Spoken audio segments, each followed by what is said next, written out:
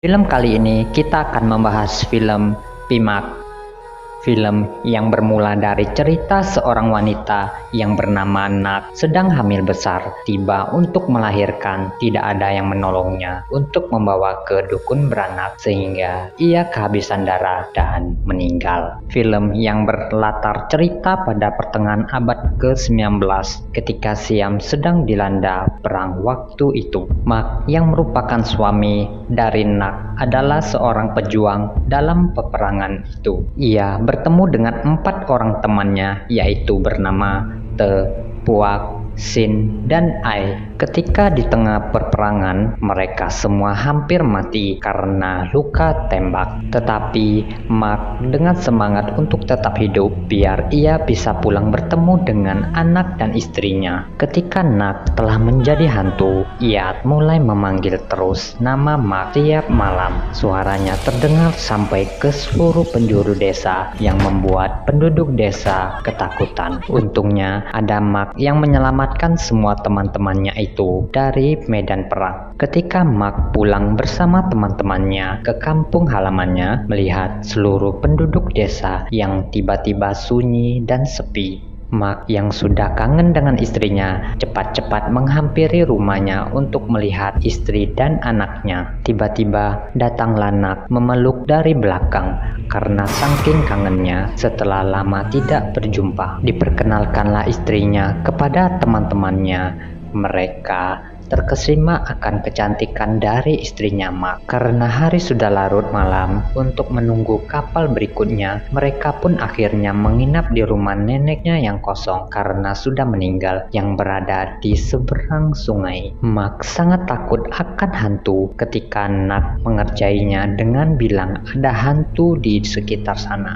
Ketika Nak menyanyikan lagu Nina Bobo untuk anaknya, suara itu terdengar sampai membuat penduduk desa ketakutan. Di pagi harinya, mereka melihat perahu yang sedang membawa mayat-mayat tentara yang telah mati dalam peperangan untuk dikebumikan ke keluarga mereka. Sin yang melihat dari kejauhan ada Nak di jendela rumahnya, melihat dengan menyeramkan. Tiba-tiba, Nak pun menghilang ketika ia menoleh kembali.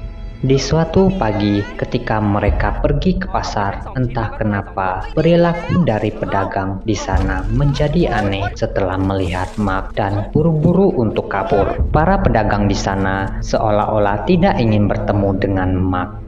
Tiba di suatu toko arak kenalan dari Mak, yaitu bernama Bibi Priek yang sedang mabuk untuk mencari pekerjaan. Tetapi telah mengetahui Mak yang datang, kelakuan dari Bibi Priek menjadi aneh dengan mengatakan kalau ingin melihat wujud asli dari istrinya, lihatlah dari bagian tengah kedua sisi kakinya. Dengan cepat anaknya datang membungkam ibunya untuk berbicara lebih lanjut dengan mengatakan bahwa ibunya sedang mabuk arak sehingga omongannya menjadi melantur. Mereka pun keheranan dengan sikap penduduk desa. Sin pun menyampaikan cerita ibunya bahwa ketika melihat dari tengah-tengah kaki akan melihat hantu dan menuduh istrinya Mak adalah hantu.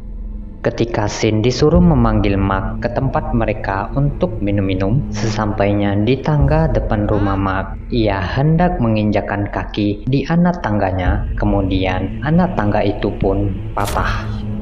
Setelah memanggil-manggil Mak, ia melihat adanya Nak menakutkan seperti hantu. Melihat Nak meneteskan darah dari dalam perutnya dan orok bayi pun keluar. Sontak Sin terbangun dari hayalannya. Kejadian yang seperti dejavu mengulang hayalannya itu seperti kenyataan. Sudah mengetahui bahwa anak tangga kayu pertama akan patah, Sin pun melangkahinya, tetapi kayu yang di atasnya malah yang patah. Ketika ia sampai di atas, melihat teras rumah Mak yang begitu banyak daun dan sampah-sampah pepohonan seperti kubu yang tidak terurus. Karena ketakutan, Sin pun tidak jadi memanggil Mak. Lalu ia lari ke bawah, tetapi melihat ada buah yang terjatuh. Kemudian ada tangan yang memanjang mengambilnya. Ia pun lari terbirit-birit.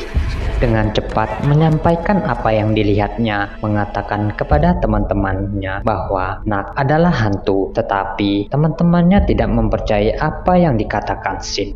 Te yang sedang bersantai disuruh Mak untuk mengambil kapak kepada Nak. Ketika ke atas rumahnya, Te pun melihat rumah Mak penuh dengan sampah-sampah pepohonan, persis seperti apa yang dilihat oleh Sin. Ia pun teringat apa yang dikatakan Sin, melihat Nak dengan takutnya. Lalu ia merunduk melihat di antara kaki Nak apakah Nak itu hantu atau bukan. Setelah melihatnya, ternyata tidak ada yang aneh dari Nak, sehingga Nak bukan hantu, malah Te seperti mengintip saja. Kemudian ia menemui Sin dan mengatakan ia sudah melihat di antara kaki, tetapi Nak tidak nampak seperti hantu. Te ketika sedang kebelet melihat ada kilauan cahaya yang berasal dari cincin. Setelah dilihatnya baik-baik, itu adalah tangan dari mayat yang terkubur. Panik dan ketakutan, ia pun lari. Sialnya, ia menjatuhkan sarang lebah dan menggigit mukanya hingga lebam-lebam dan babak belur. Ia pun ingin memberitahu ke teman-temannya bahwa ia melihat mayat Nak, tetapi keadaan mulutnya pun bengkak sehingga perkataannya menjadi tidak jelas. Dengan cepat menulis apa yang diucapkannya di selembar kertas yang bertuliskan Nak adalah hantu. Sontak petir di siang bolong pun muncul dan seketika itu hujan turun. Mak yang penasaran dengan apa yang dibaca mereka mencoba untuk merebutnya. Oper-mengoper kertas pun mereka lakukan, tetapi akhirnya Mak berhasil mengambilnya. Celakanya Mak membaca tulisan itu dan ia pun terdiam sejenak. Setelah bercakap-cakap, ternyata Te salah mempersepsikan tentang melihat di antara kedua kaki Nak yang seharusnya melihat di antara kedua kakinya sendiri. Ternyata tulisan pada kertas itu karena kehujanan membuat tinta di kertas itu luntur sehingga terbaca menjadi Nak itu adalah Jorok. Pink, anak bibi priek yang waktu itu di pasar, datang ke mereka mengatakan ibunya mati setelah ibunya memberitahu kepada Mak bahwa Nak adalah hantu sehingga menuduh Nak membunuh ibunya. Sontak Sin dan Te yang pergi ke rumah Mak memberitahu bahwa ada sesuatu yang mereka ingin tunjukkan. Tiba-tiba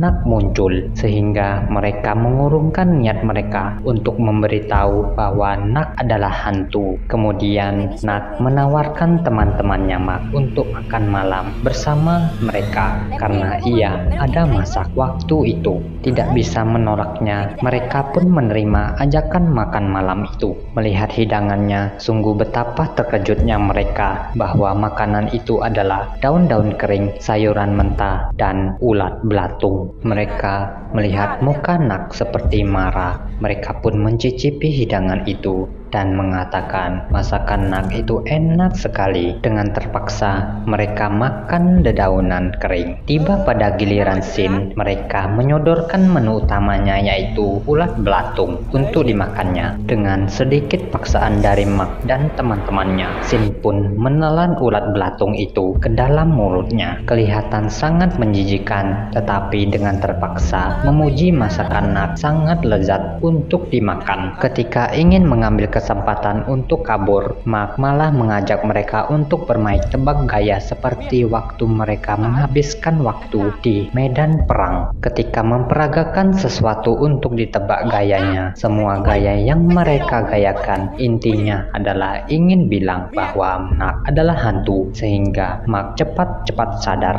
Sin keceplosan dengan mengatakan Nak mati dan terkubur dengan cepat sebelum Nak marah. Mereka pun buru-buru untuk pergi dari sana, lari terbirit-birit ketika Nak memanggil mereka. Dengan cepat mendayung sampan mereka. Karena panik, mereka pun hanya berputar-putar di situ-situ saja. Kemudian Mak yang tidak terima lalu mendatangi mereka karena teman-temannya itu sama seperti penduduk desa yang menganggap Nak itu sudah mati dan menjadi hantu. Mak marah dan meninggalkan mereka. Lalu ia mengajak Nak Nak untuk pergi ke pasar malam karena Nak tidak ingin menakuti orang di sana, sehingga ketahuan oleh Mark. Ia pun memakai topeng di wajahnya. Mereka pun bersenang-senang di pasar malam itu sampai mereka di sebuah permainan biang lala karena sangat ramai yang mengantrinya. Nak yang menunjukkan wajah aslinya kepada orang yang sedang mengantri wahana biang lala itu membuat mereka ketakutan. Dengan singkat, wahana itu menjadi sepi. Ketika sudah di dalam biang lala itu, Mark bertanya kepada Nak apakah mencintai dirinya. Nak pun menjawab sangat mencintai dirinya. Nak juga mencoba menanyakan pertanyaan bahwa jika ia mati, apakah Mark bisa hidup tanpa dirinya. Mark pun menjawab kalau salah satu dari mereka yang mati, biarkan Mark yang mati duluan karena ia tidak bisa hidup tanpa Nak. Nak pun terkesima dengan cintanya Mark kepada dirinya. Untuk video part 1 ini kita akan sambung ke part 2-nya ya dengan mengklik link di atas. Terima kasih. Jika kalian suka dengan video ini silakan like dan subscribe channel ini. Jika tidak silakan dislike. Terima kasih.